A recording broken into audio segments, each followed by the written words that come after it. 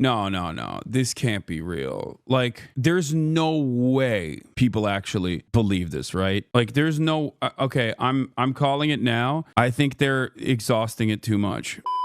All right, let's get to the news, though. President Trump holds a press briefing on the aviation disaster. We're obviously going to be talking about that. We got a lot going on, and people are not very happy about it.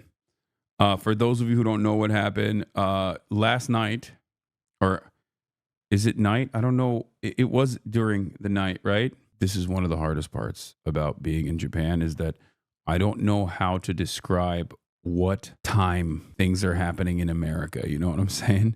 Okay. Yeah.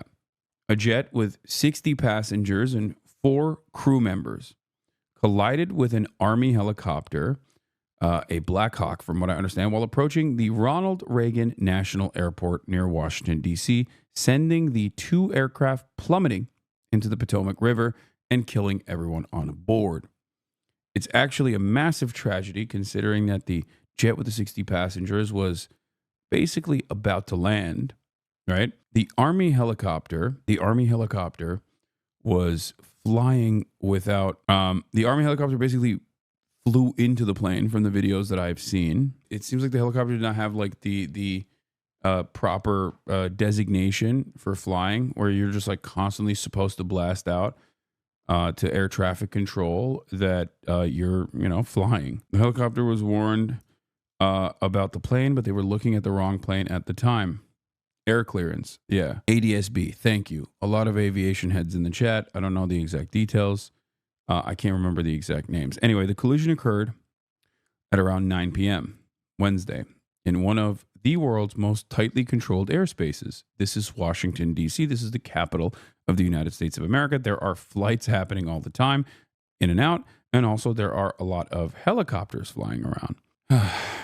It was just over 3 miles south of the White House and the U.S. Capitol. A search and rescue effort launched overnight and turned into a recovery operation by mid-Thursday morning, unfortunately. For some details, number one, the collision involved a regional jet out of Wichita, Kansas, that was preparing to land, and a military helicopter that was doing a training exercise, according to the Federal Aviation Administration. A few minutes before the jet was to land, air traffic controllers asked American Airlines Flight 5342 if it could do so on a shorter runway, and the pilots agreed. Controllers cleared the jet to land, and flight tracking sites showed the plane adjust its approach to the new runway. Less than 30 seconds before the collision, an air traffic controller asked the helicopter if it had the arriving plane in sight. The controller made another radio call to the helicopter moments later. Pat 25 passed behind the CRJ, apparently telling the copter to wait for the Bombardier CRJ 701 twin jet engine to pass. There was no reply, and the aircraft collided seconds later. The plane's radio transponder stopped transmitting about 2,400 feet short of the runway, roughly over the middle of the Potomac. The body of the plane was found upside down in 3 sections in waist-deep water, officials said.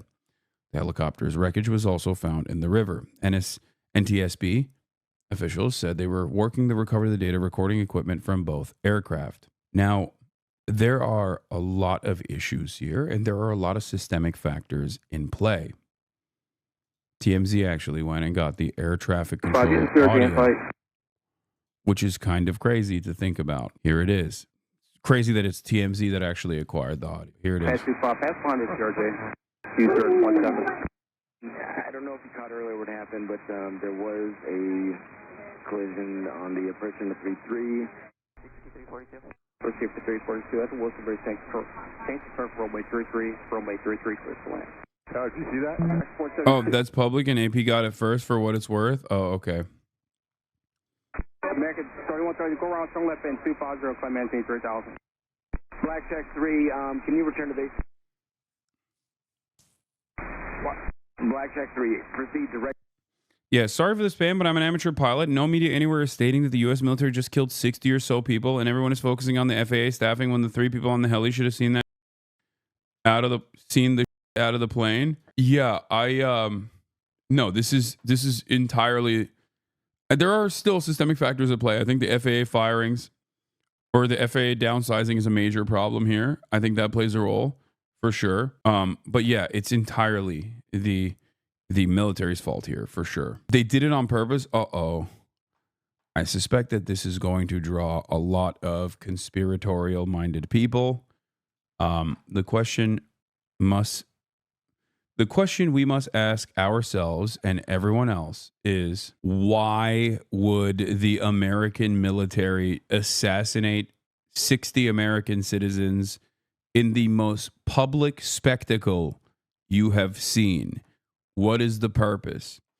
I cannot wait for the actual people that were on the flight, so that people can continue doing more conspiracy theories, saying that like this accountant that was on the plane was actually investigating Jeffrey Epstein or something, and that's the reason why they did that. But in fact, here is CNN revealing one air traffic controller was working 2 different tower positions at the time of the mid-air collision near Washington, D.C., an air traffic control source tells CNN. But before we do that, before we get to all the additional details, now that I've given you what we know so far, before we investigate the crash in and of itself, let's hear what Donald Trump had to say, because he held a press briefing on the aviation disaster.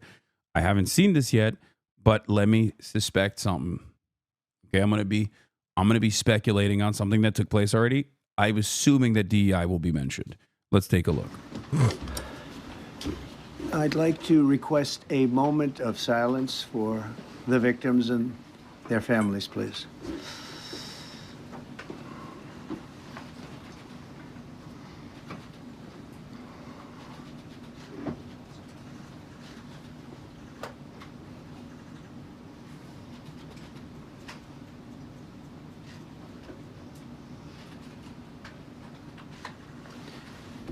Thank you very much.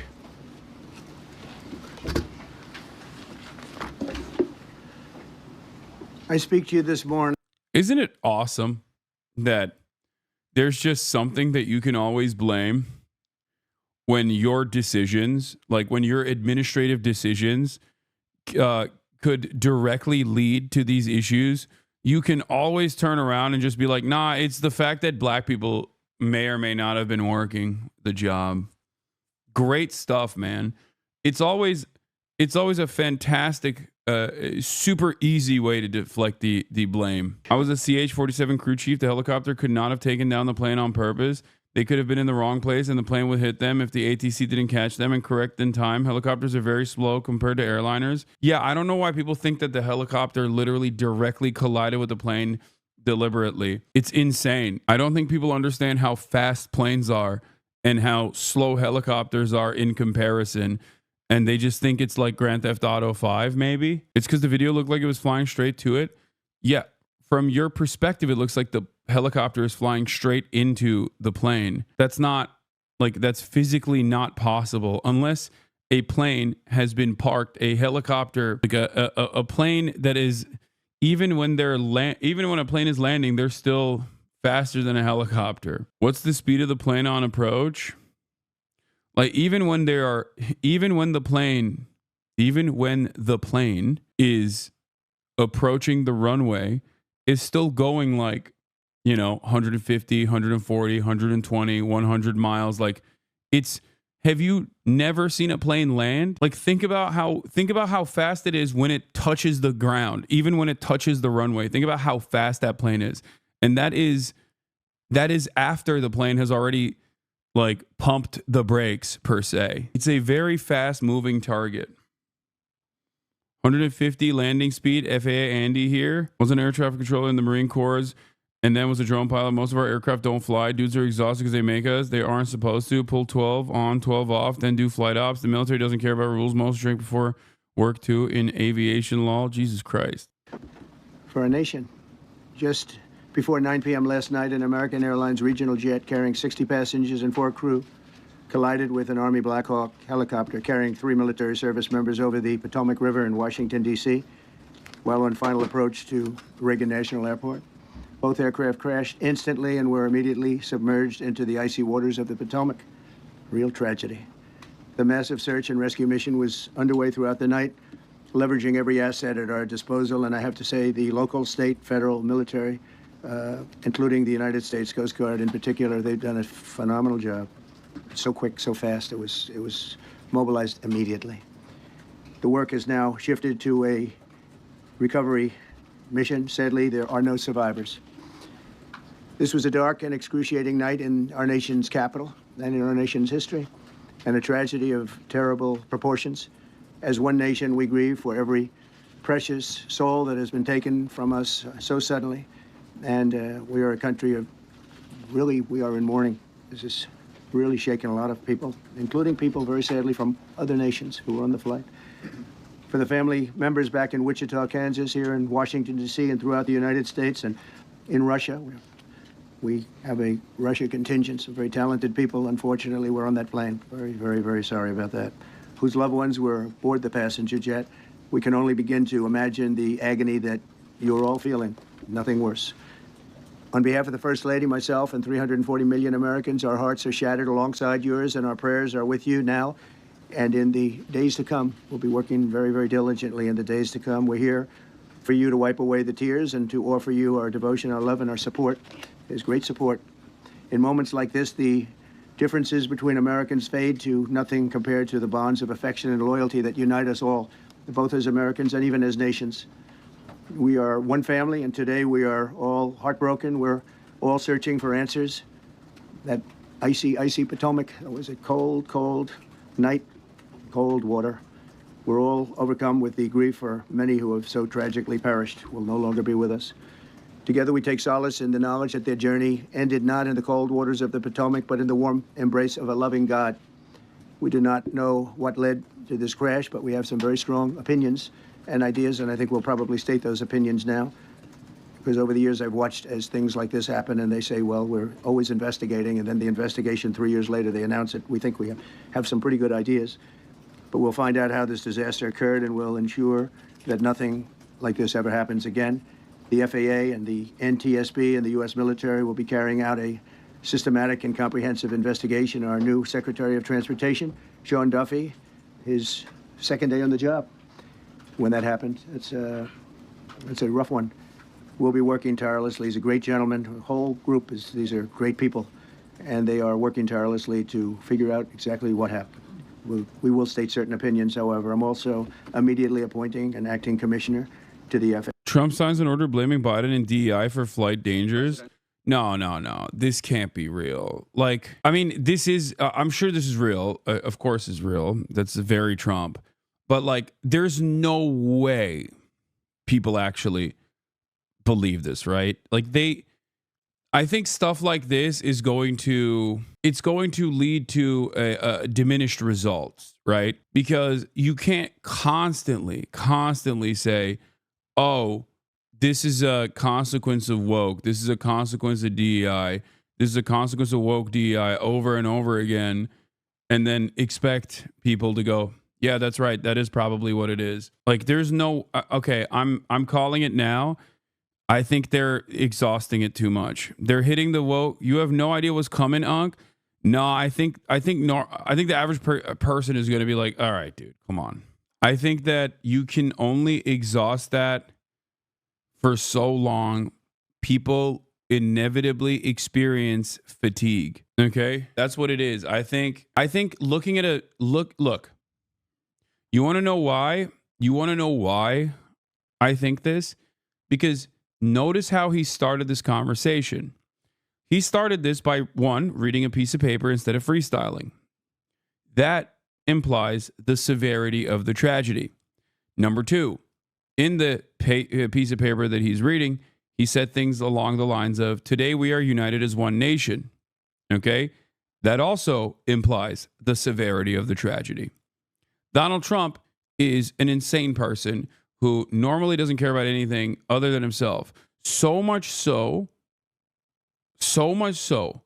that he would have just gotten in here and been like, he would have gotten in here and just basically started freestyling. The fact that he's even trying to read the paper and stick to script implies the severity of the situation. So when you have something like this, when you have an accident like this happen, that is a truly great tragedy, and you immediately hit the DEI button, other people are going to look at this and go, is it though? Come on, man. You say that about everything. And this is just the first instance. Okay? I'm saying this is the first instance. Oh, just you wait. You haven't played in long enough, he's going to start cooking. No, I know. Guys, I know. He is going to start cooking. Of course he's going to start cooking. It's Donald Trump. He's a narcissistic asshole. Of course he's going to start chirping about a bunch of different things. I already told you I didn't watch this yet, and I knew he was going to blame DEI. But my point is, the people's reception to crisis like this is inevitably going to lead to diminished results for the DEI vein that they keep tapping into. That's all I'm saying. And it's not necessarily about like the faith I place on the people that vote for this guy. I just think that narratives like these are effective if you use them briefly. If you constantly say it over and over again, people get bored of it. Faye Christopher Rocheleau, a 22-year veteran of the agency, highly respected. Christopher, thank you very much. Appreciate it. We must have only the highest standards for those who work in our aviation system. I changed the Obama standards from very mediocre at best to extraordinary. You remember that. Only the highest aptitude, they have to be the highest intellect and psychologically superior people were allowed to qualify for air traffic controllers. That was not so prior to getting there. When I arrived in 2016, I made that change very early on because I always felt this was a job that... Like, I'll give you a direct example, okay? Egg prices are supposed to go down. They don't go down. They get more expensive, right? Let's say egg prices get more expensive, okay? You can't just keep saying it's DEI. At a certain point, people are going to be like, but you're the president. Do you understand what I mean? Some people will turn around and say, oh, well, egg prices aren't going down because it's like has nothing to do with the president whatsoever. I just realized that, even though I didn't realize it under the Biden administration. But like, people will still experience the harm and will go, okay, well, my president's not doing anything. Do you see what I'm saying? You can blame DEI over and over and over again, and it'll be effective for many people. Okay? It'll be effective for a lot of people. I'm sure Asmongold's community is like, hell yeah, even though it was a straight white airplane pilot, straight white helicopter pilot, straight white air traffic controller, straight white FAA administrator fired by straight white president and straight white billionaires or whatever. Ultimately, it's actually the fault of woke, right? Like that. Some people in Asmongold's community probably eat this up. My point is, some people. I don't even think all people in Asmongold's community will eat this up. Do you see what I'm saying? Because like it's too much. It's too much. Like there's not a single like black or brown person involved in it, which most people don't give a shit about, right? But also outside of that, it's like, come on, dude, you literally say this about everything. At a certain point, even people who are believers committed to this cause are going to be like, it's like, what are we doing here? Oh, 9/11 is a DEI situation. You know what I mean? It's like looking at 9/11 and being like, this only happened because of DEI. Like, you're ridiculous at that point. Do you see what I mean? It's like, no, there are certain things that transcend beyond that, and people want answers. And when you slam the DEI piece onto it, when you hammer the DEI button over and over and over again, people are going to be like, okay, well, I'm with you, brother. I think that, we got to deport these migrants, and I don't think that I want a black pilot. I don't know, but like maybe this wasn't DEI, Now my expectation isn't that they will see that and then start engaging in critical thinking overnight and be like, maybe what else has Donald Trump actually misplaced the blame on DEI on? Like, they're not going to do that. Okay, but it's a starting point. And other jobs too, but this was a job that had to be superior intelligence, and we didn't really have that, and we had it. And then when I left office and Biden took over, he changed them back to lower than ever before. I put safety first. Obama, Biden, and the Democrats put policy first. And they put politics at a level that nobody's ever seen, because this was the lowest level. Their policy was horrible, and their politics was even worse. So as you know, last week, long before the crash, I signed an executive order restoring our highest standards for air traffic controllers and other important jobs throughout the country. So it was very interesting. About a week ago, almost upon entering office, I signed something last week that was an executive order, very powerful, on restoring the highest standards of air traffic controllers and others, by the way. then my administration will set the highest possible bar for aviation safety. We have to have our smartest people. It doesn't matter what they look like, how they speak, who they are. It matters intellect, talent, the word talent. They have to be talented, naturally talented geniuses. You can't have regular people doing that job. They won't be able to do it. But we'll restore faith in American air travel. I'll have more to say about that. I do want to point out that various articles that appeared prior to my entering office, and here's one. The FAA's diversity push includes focus on hiring people with severe intellectual and psychiatric disabilities. That is amazing. And then it says FAA says people with severe disabilities are most underrepresented segment of the workforce, and they want them in, and they want them, they can be. Yo, this is okay. That's crazy. Yo, this is straight up. Yo, this is actually like, remember, the Nazis also hated the disabled too. Like, that's crazy. They actually unironically are just like, yo, if you have any disability whatsoever, you. Like, what?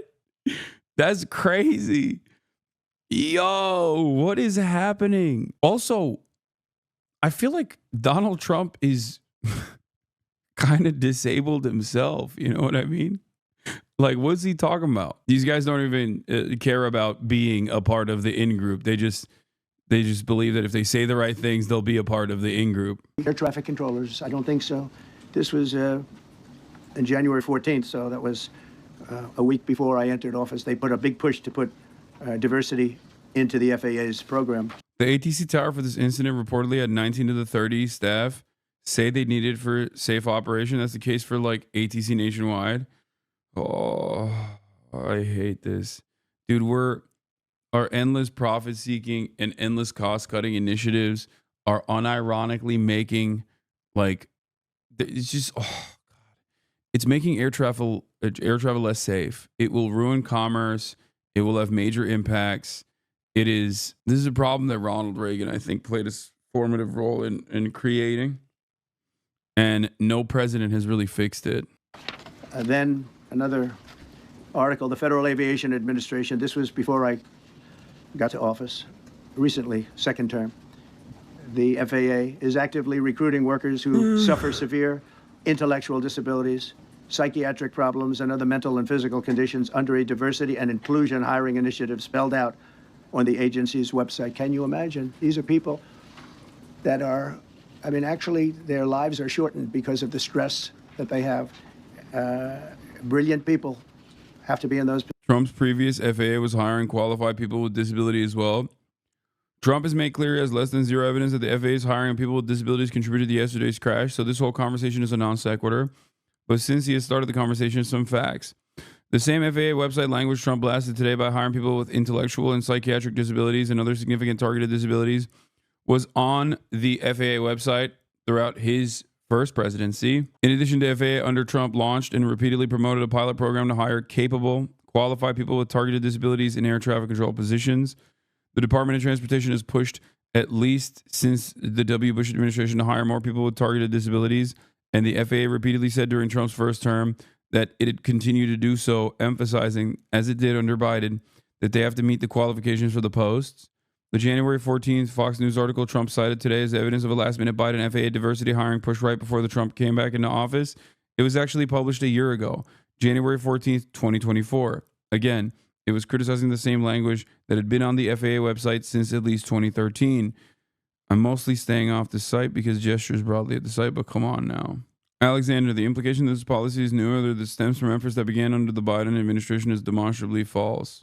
Implication that this policy is new or that it stems from efforts that began under President Biden or the Transportation Secretary Pete Buttigieg is demonstrably false. It's been on the FAA's website. That, you? No, it's on the website, the FAA's website. It was there in 2013. It was there for the entirety. What I read. It was there for the entirety of your administration too. So my question is, why didn't you change the policy during your first administration? I did change it. I changed the Obama policy. And we had a very good policy. And then Biden came in and he changed it. And then when I came in 3 days ago, I signed a new order bringing it to the highest level of intelligence. Okay. It was on the website. Bro, does he think the executive orders are like God speaking? Like, do you think, does he think that executive orders have like magical powers? Yeah, dude, when you do a messaging bill, like a messaging executive order, it doesn't really change anything at all. Like the spending freeze was, that was consequential. But if you're like, we're going to eliminate DEI from air traffic control, like they're not going to move to instantly fire every single air traffic controller that like is in a wheelchair, That's not, I don't understand where this is coming from. RIP, that Trudeau's going to Gitmo. Sad. His ass forgot what being president was like when there's constant crisis. Like, he must have. He's like, oh, man. Day 8 of the Burger Reich, by the way. Day 7, massive plane crash. Massive aviation incident. 60 plus people instantly dead. You're going to have a hard time finding a controller in a wheelchair. That's why the disability bid was a thing. What? If they want the best controllers, why don't they pay us the best money? I represent LaGuardia Airport as well as workers for JFK. Trump gutted the Aviation Safety Committee last week. Air traffic controllers, already understaffed, got Trump's buyout this week with a 1-week ultimatum to decide. It's not DEI. It's him. And Elon, too. Elon forcing FAA chief to resign because FAA fined SpaceX didn't help either. Yeah, I mean, dude, this is just straightforward bad management. And in times like this, unfortunately, when it's far too late to recognize, some people will find out exactly what the government does, right? Some people will, albeit when it's far too late, find out that these sorts of issues, these sorts of moves, these jobs that are otherwise invisible are actually very important in maintaining safety. When you have the proper tools at the FAA, when you have air traffic control working, it's invisible, okay? It's invisible. So you don't even think about it.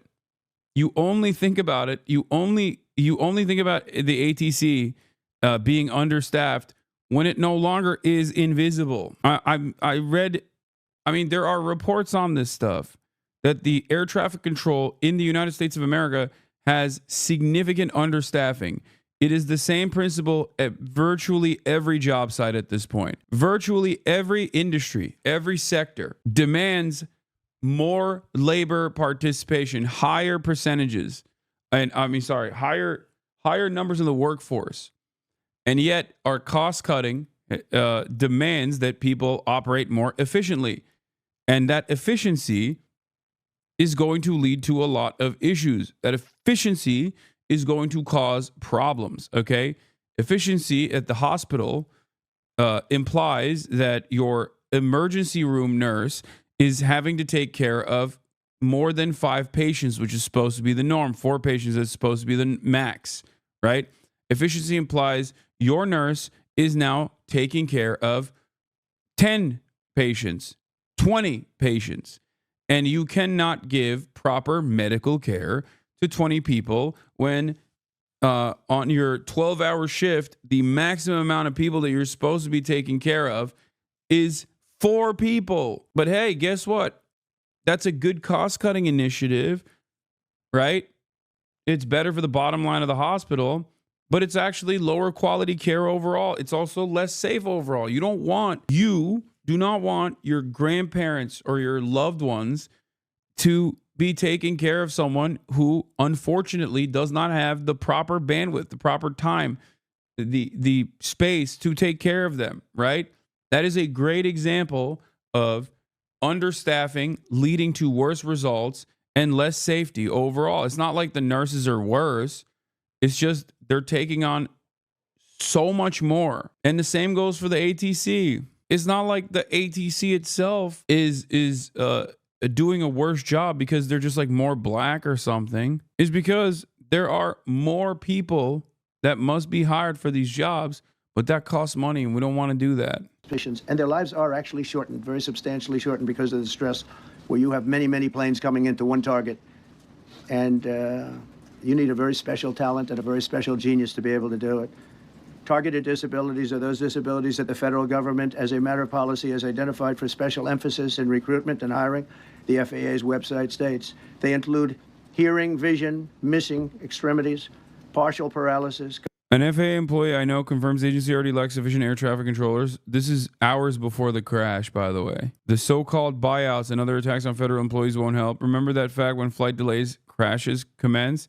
And Trump will start falsely blaming DEI or Biden. And then it's like the Washington Times. FAA turned away qualified air traffic controllers based solely on race.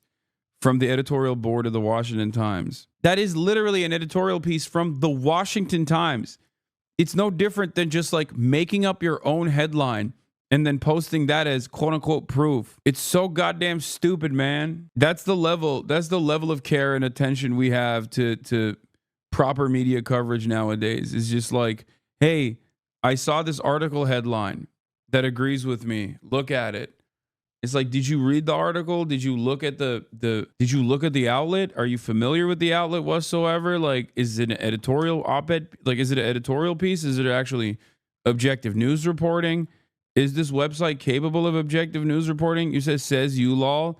Dude, come on. I do this professionally. I'm not your favorite debate pervert content creator. Okay, I'm a media figure for the past 10 goddamn years. I work with journalists directly. Like, media literacy is one of the most important aspects of my commentary. Yes, I can see a headline and immediately know, or see a goddamn newspaper and know immediately what its actual inherent biases are. I don't need to use like ground news for that type of shit. Okay, you feel me? You understand? I know you probably watched a couple drama slop tubers who don't know anything about politics, don't know their ass and their elbows. And now you think like, well, I'm well equipped to think that this person who's a professional news commentator who literally gets consistent coverage from the likes of New York Times, LA Times, and numerous other legacy publishers about the work that he's doing in the field of new media. But actually, those guys are all wrong. Those professional journalists are all wrong. It's my favorite slop tuber that wrote a compilation of Reddit posts. That guy knows about media literacy. Get the fuck out of here. Come on. I ain't got no time for this now. He says you. I think I got to be a little bit more ruthless with people who just like have presented themselves as a formative, as a point of authority on things like this, while they are just simply dipping their toes into the field of politics without any sort of previous research, any sort of reading done whatsoever. It's crazy. I'm noticing this trend. Sleep paralysis, epilepsy, severe intellectual disability, psychiatric disability, and dwarfism all qualify for the position of a controller of airplanes pouring into our country, pouring into a little spot, a little dot on the map, a little runway. The initiative is part of the FAA's diversity and inclusion hiring plan. Think of that. The initiative is part of the FAA's diversity and inclusion hiring plan, which says diversity is integral to achieving FAA's mission of ensuring safe and efficient travel. I don't think so. I think it's just the opposite. The FAA website shows that the agency's guidance on diversity hiring were last updated on March 23rd of 22. They wanted to make it even more so. And then I came in, and I assume maybe this is the reason. The FAA, which is overseen by Secretary Pete Buttigieg, a real winner. That guy's a real winner. Do you know how badly everything's run since he's run this Department of Transportation? He's a disaster. He was a disaster as a mayor. He ran his city into the ground, and he's a disaster now. He's just got a good line of bullshit. The Department of Transportation, his government agency charged with regulating civil aviation. Well, he runs it, 45,000 people, and he's run it right into the ground with his diversity.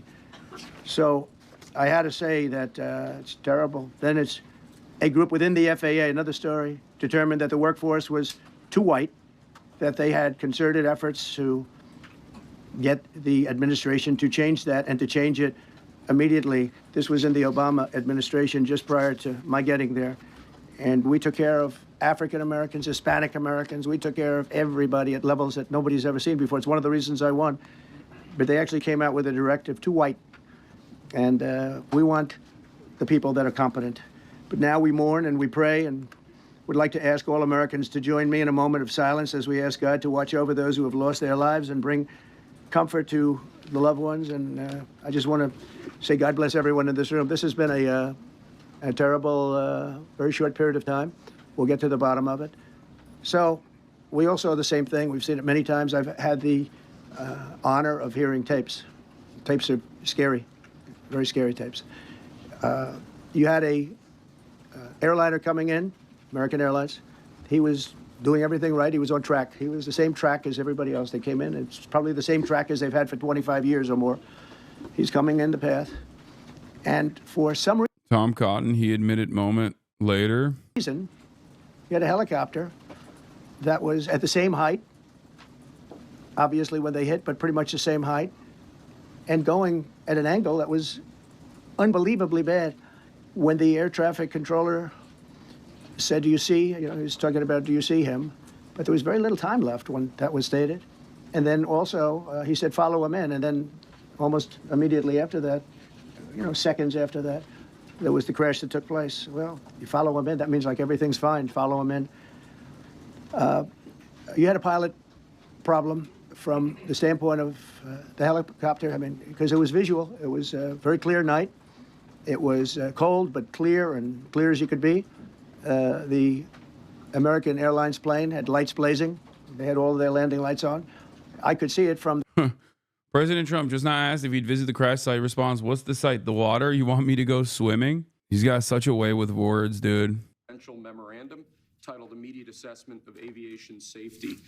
In light of the damage done to aviation safety by the Biden administration's DEI and woke policies, what this presidential memorandum orders is for your Secretary of Transportation and FAA administrator, in this case, acting FAA administrator, to basically ensure that we are actively undoing all of that damage, that we are assessing how much damage was done, and that we're ensuring that people hired within the FAA, in keeping with your memorandum of January 21st, are only the most outstanding, capable people for the jobs that they're being hired into.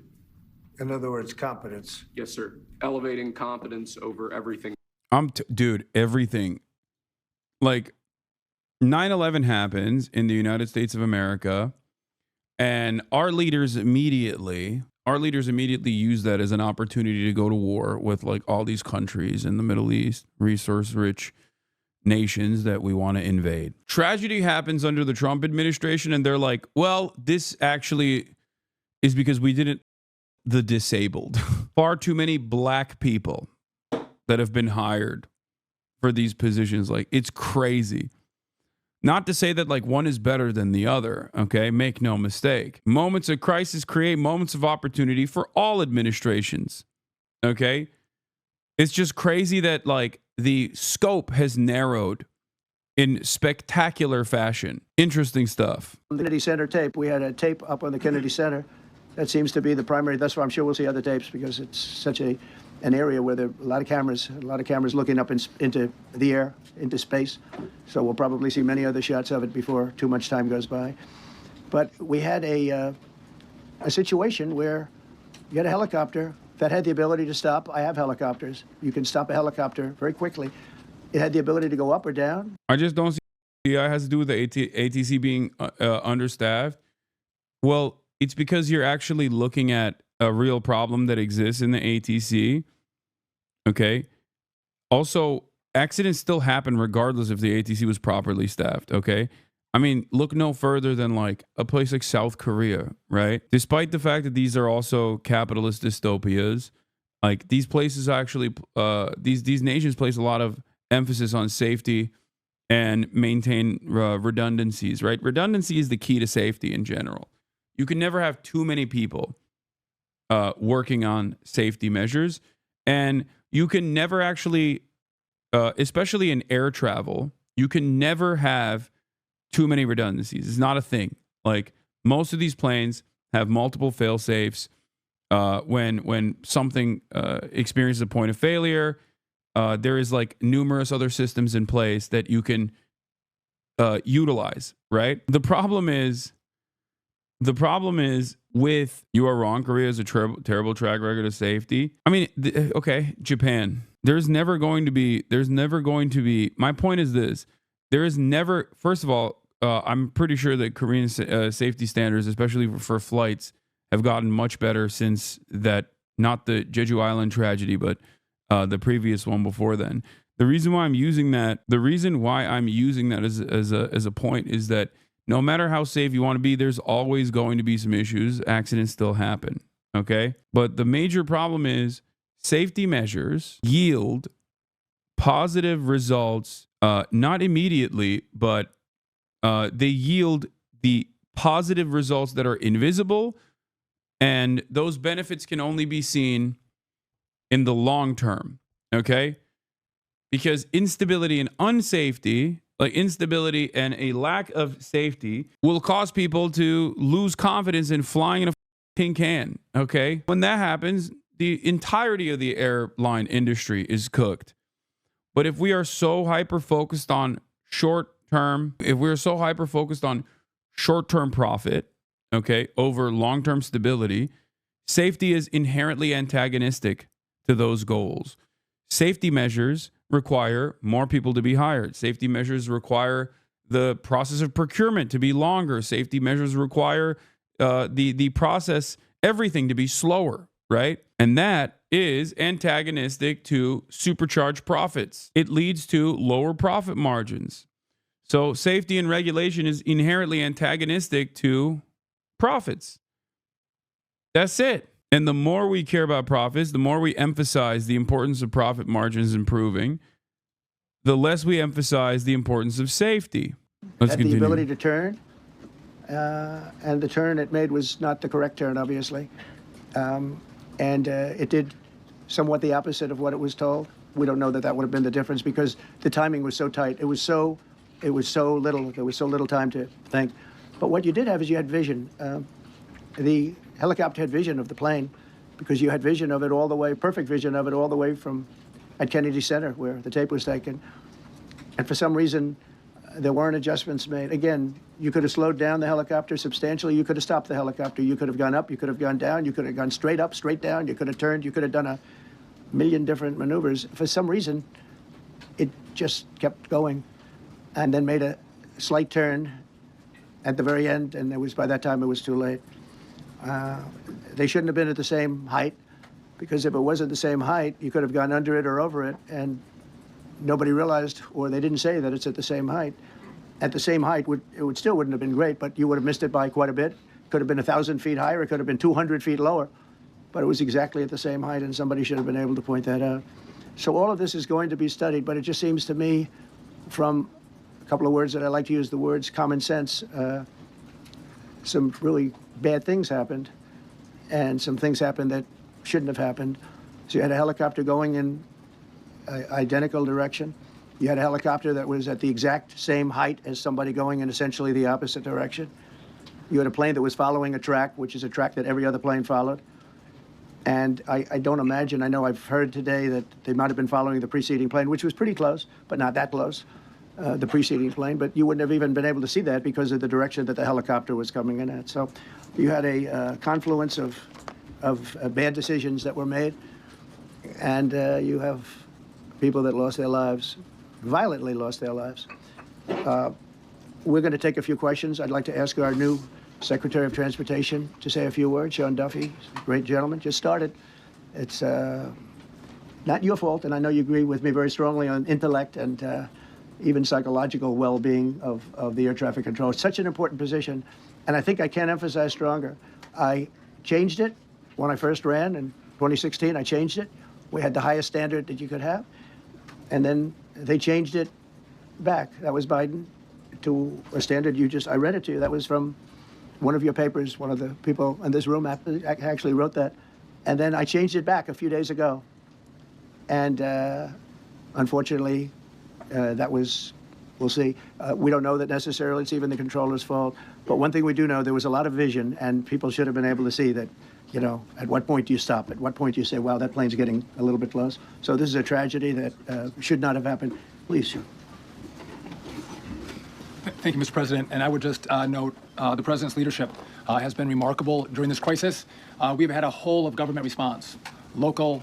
Trump's Transportation Secretary, Sean Duffy, also just sent a memo directing staff to eliminate any rule, document, or policy from the past 4 years that relate in any way to climate change and greenhouse gas. Transportation is the biggest greenhouse gas emitting sector in the U.S. Trump's Transportation Secretary, Sean Duffy, just sent out a memo directing staff to give preference to communities with marriage and birth rates higher than the national average. Wait, what? To the extent practicable, relevant, appropriate, and consistent with law, mitigate the unique impacts of DOT programs, policies, and activities on families and family-specific difficulties such as accessibility of transportation to families with young children. Give preference to communities with marriage and birth rates higher than the national average.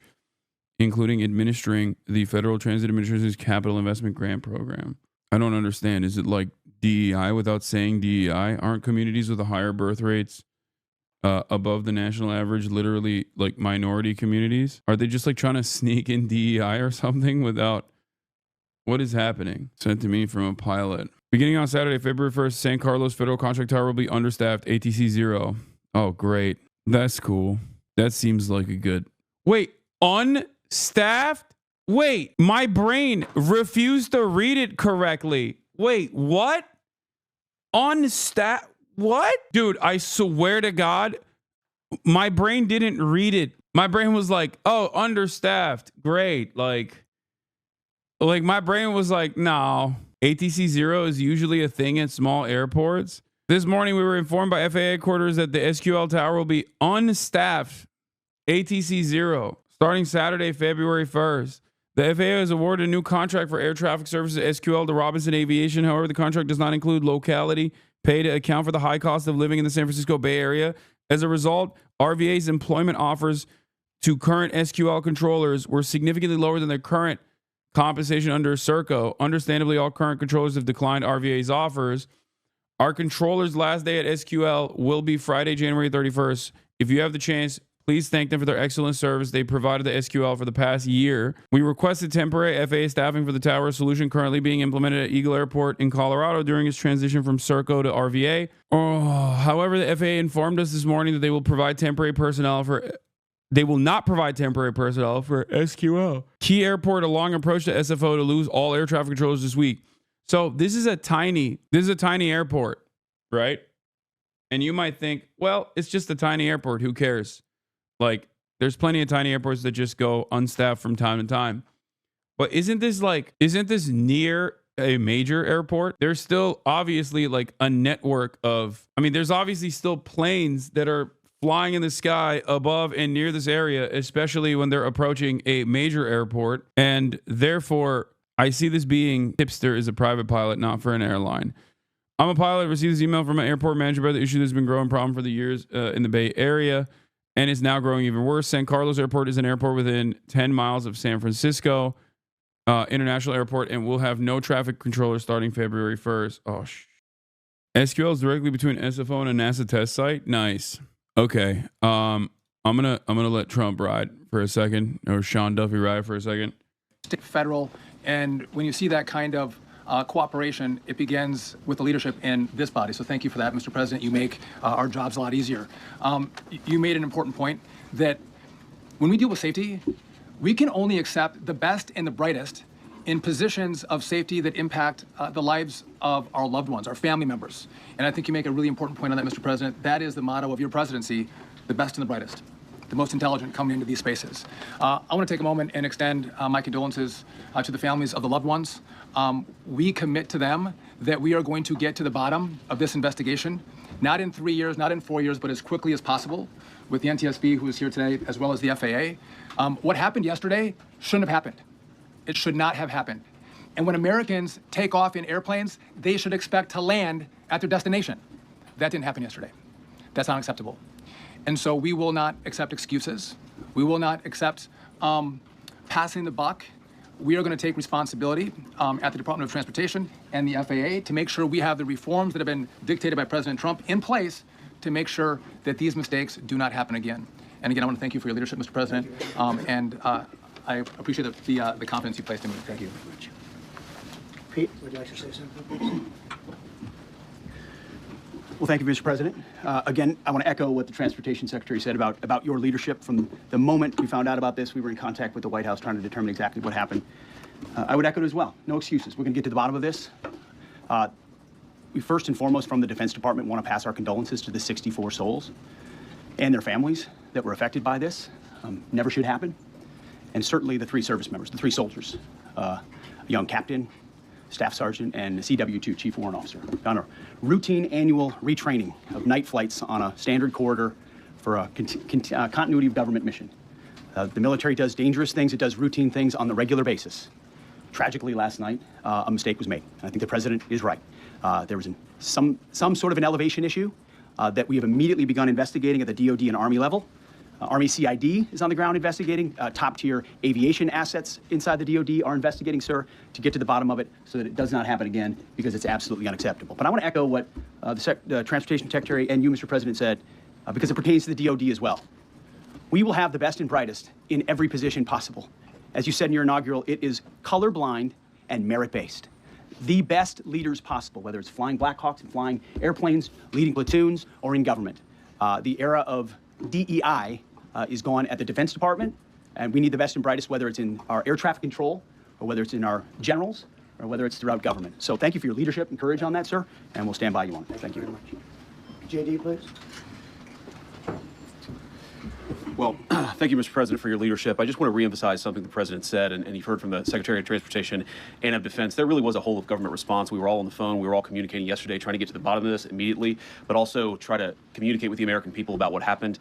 Something the President said that I think bears reemphasizing, which is that when you don't have the best standards in who you're hiring, it means, on the one hand, you're not getting the best people in government, but on the other hand, it puts stresses on the people who are already there. And I think that is a core part of what President Trump is going to bring and has already brought to Washington, D.C., is we want to hire the best people because we want the best people at air traffic control, and we want to make sure we have enough people at air traffic control who are actually competent to do the job. If you go back to just some of the headlines over the past 10 years, you have many hundreds of people suing the government because they would like to be air traffic controllers, but they were turned away because of the color of their skin. That policy ends under Donald Trump's leadership because safety is the first priority of our aviation industry. Thank you, Mr. President. Thank you, Mr. President, on DEI and the claims that you've made, are you saying this crash was somehow caused and the result of diversity hiring? And what evidence have you seen to support these claims? It just could have been. We have a high standard. We've had a much higher standard than anybody else. And there are things where you have to go by brain power. You have to go by psychological quality. And psychological quality is a very important element of it. These are various very powerful tests that we put to use, and they were terminated by Biden. And Biden went by a standard that's the exact opposite. So we don't know, but we do know that you had two planes at the same level. You had a helicopter and a plane. That shouldn't have happened. And we'll see. We're going to look into that, and we're going to see. But certainly for an air traffic controller, we want the brightest, the smartest, the sharpest. We want somebody that's psychologically superior.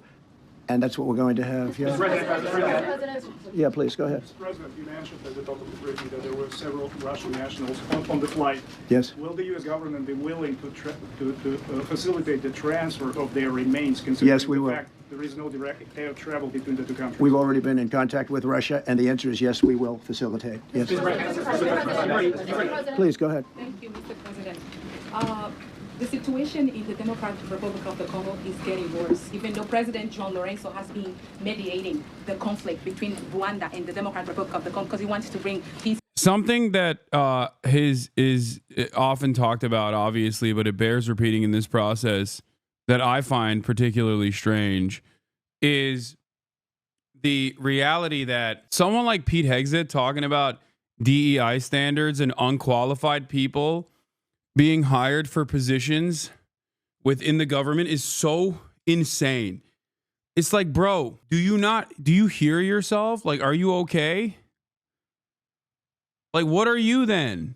Like, what do you mean? Oh, we need superior hiring practices, I say, as I am a guy who straight up unqualified for the position. Like, the Trump administration across the board has hired some of the least competent people I have seen for key positions. Okay? Like, what do you mean? It makes no sense to me. I mean, it does make sense, obviously, because they have one quality that clearly transcends all others in terms of importance, which is that they are telegenic and white.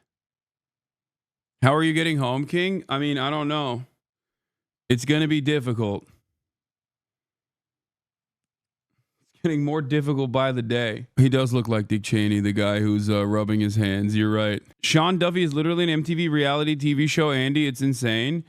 Is it insane, or is it just, you know, how things are in the United States of America? Have you seen the Fem Shapiro video yet? No. More like, why are you coming home, King? Because it's my obligation, you know? It's my job. I got to do it. All right. What time is it? It's like It's 7:30 out here.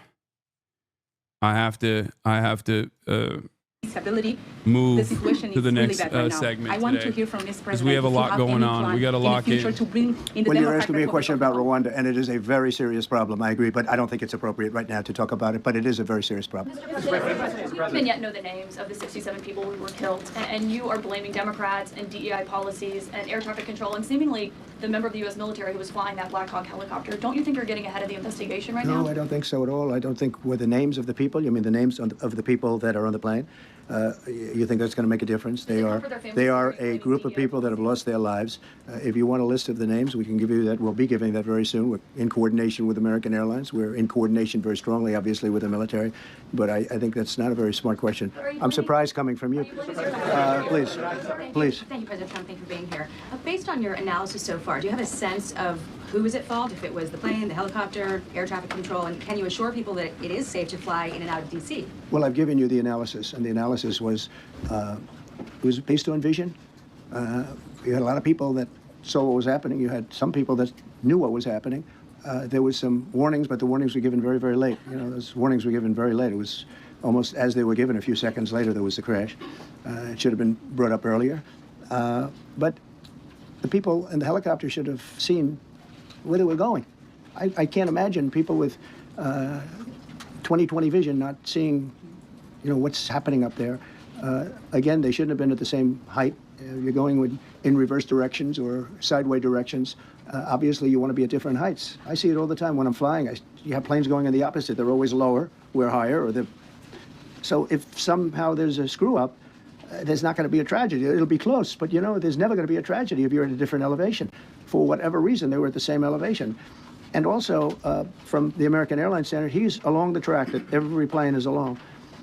You say, what was the helicopter doing in that track? It's very sad. But visually, somebody should have been able to see and taken that helicopter out of play, and they should have been at a different height.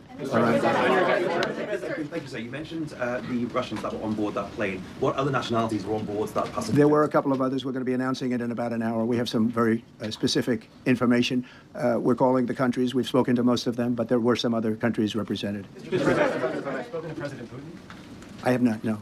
Mr. President, not about this. On your executive order, you've already issued an executive order. You say will restore aviation safety. Right. This crash happened after that.